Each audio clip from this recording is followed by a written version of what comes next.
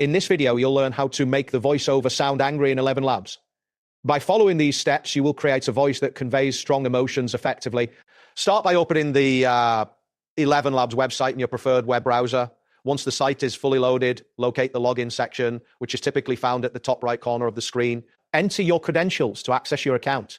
If you encounter any prompts, follow them to complete the sign-in process and gain access to the main dashboard. Next, find and click on the option labeled Text-to-Speech. This will direct you to the voice generation interface. Here, you will have the opportunity to choose a voice that matches the desired tone. Look for a voice that is strong, clear, and confident. It is important to avoid any voices that sound soft or calm, as they do not convey the intensity of anger. Once you've selected the appropriate voice, you need to adjust several settings to enhance the angry tone.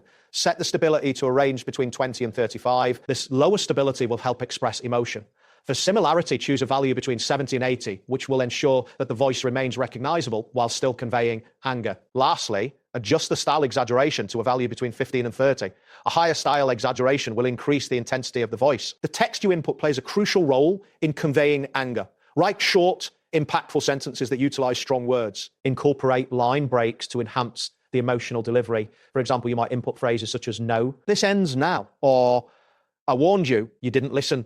Additionally, consider capitalizing one or two key words for emphasis, like in "I said stop." However, avoid overusing this technique as it can diminish the impact. To further enhance the angry tone, it is essential to add pauses throughout your text. Utilize line breaks, commas, and periods effectively to create natural breaks in the speech. This will allow the emotion to resonate more strongly with the listener. After finalizing your text and settings, click the Generate button to create the voiceover.